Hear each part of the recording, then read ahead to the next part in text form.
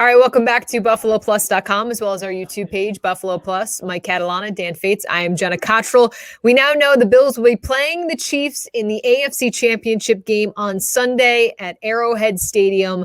Mike, your initial impressions of this matchup coming up this week? It's not the way we expected it to get there, right? Josh Allen and the Bills offense struggle. They win with defense. Pat Mahomes goes out with a concussion, gets banged up. And of course, it's Chad Henne who ends up winning the game for the Chiefs. But it still ends up being these two teams who I think have been the best teams in the conference all year long.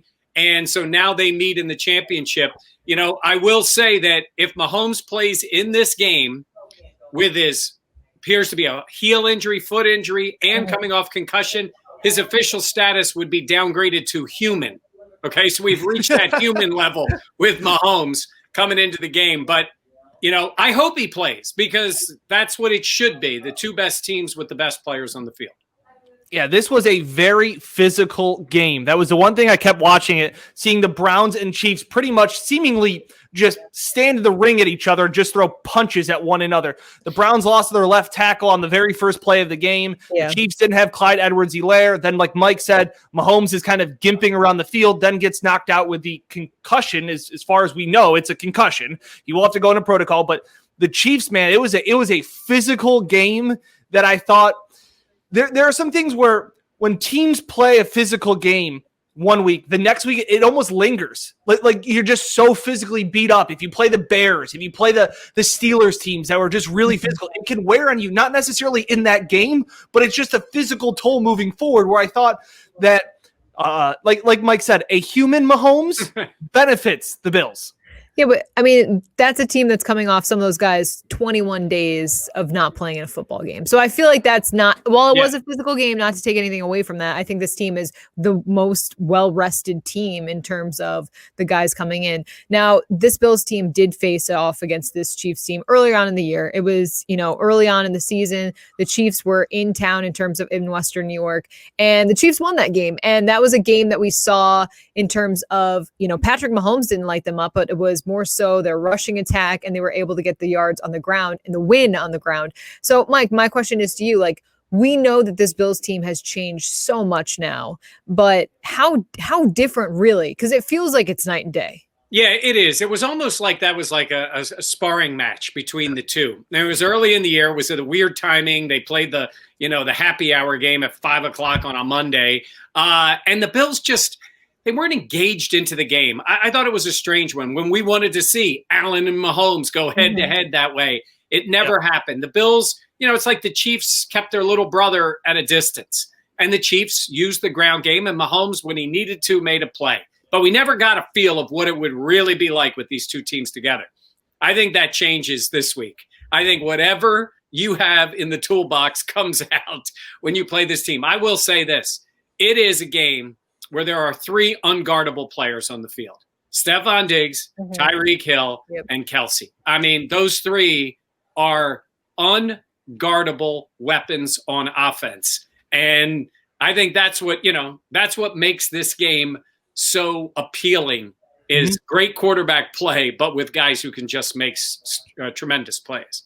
But it's also that chess match too, to me. Like I saw I thought Tony Romo did a great job kind of talking about Tyreek Hill runs this over the middle kind of crossing route over and over and over again. And it was like the Browns just never made an adjustment. And I'm just sitting there going, I guess I have a little bit more faith in Sean McDermott and Leslie Frazier to make an adjustment. You know, Damian Williams beat them. Like it was a weird dynamic where, look, this was not a good Browns defense. This was a defense that has been torn up this year, especially in the back half of the secondary.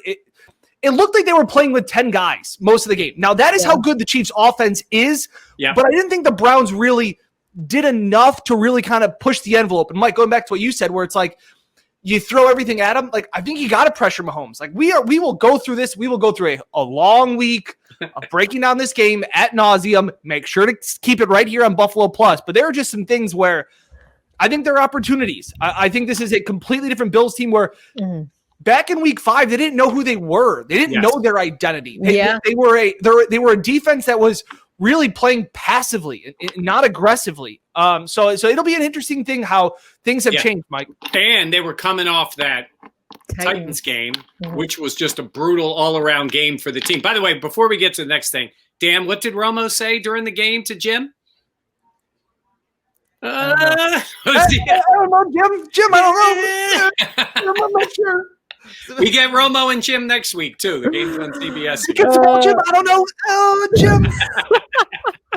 You do it so well. All right. I'm as much as so when this game started in terms of the Browns-Chiefs game, I didn't really care who won. And then once, the Browns were in it, I was like, okay, that'd be cool to see. As soon as Mahomes got hurt, though, I was like, I felt like the narrative would have changed if the Browns were to win. And I feel like this is the perfect matchup in terms of having the Chiefs and the Bills. These are the best, the 1 seed and the 2 seed in the division.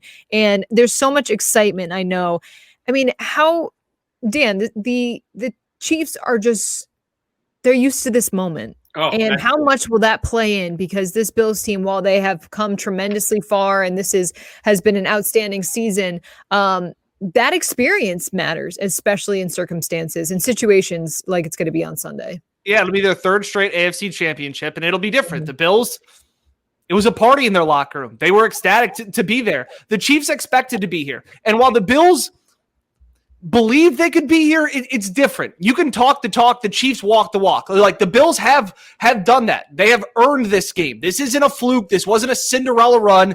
They have played well enough to be at this game. But it's an interesting dynamic where you saw the Browns not necessarily whimper in the moment, but they just seem to fall short. And I'm not trying to bag on the Browns here on this Bills podcast, but it just seemed like the experience, it's going to be, I think it'll be helpful knowing the Bills have had 2 playoff games under the belt. Arrowhead was loud. They had a lot of people there. They did. A lot of people. Yeah, so I don't think they're not big on as much social distancing, I don't think. At least what I saw from the downstairs there. Jenna, you make a good point about the way the Chiefs are in this matchup. I said even in this game, Kevin Stefanski's a first-year head coach. He made some mistakes. I thought he was unsure of himself. Mm-hmm. There is no more sure of himself coach in football than Andy Reid, even more than Belichick, I think, because of the way Andy is so aggressive offensively, and he's always been that way. And I said, Stefanski coached like a first-year head coach, a very good one, but a first-year head coach. And Andy Reid coached like a guy with a Lombardi and with a gold jacket waiting for him. Like he knows how good he is, and he knows he trusts his players. And he let Chad Henne throw the ball in the last minute. When if that clock stops, it's a different world. And he let Chad Henne do it. Or throws an incompletion. So I think that's what you have going for him. But to Dan's point, Sean McDermott's not a rookie head coach. He's made his mistakes in game management. He's gotten much better at it. And this team believes they can win games in different ways. But the aggressive mindset, I think if McDermott's watching that game, he's saying to himself, I can't coach any way other than aggressively in order to win this game. I think that's got to be the case, too. Stephon Diggs tweeting out on Sunday after the game saying, we know the Bills saying has been hungry and humble. Stephon Diggs saying humble and starving. So we know this Bills team is looking forward.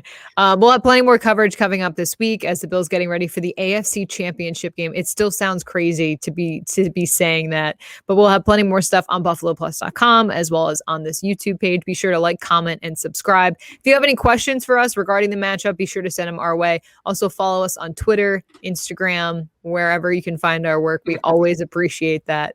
For Mike Catalana and Dan Fates, I am Jenna Cottrell. We will see you tomorrow as we continue previewing this Chiefs-Bills matchup.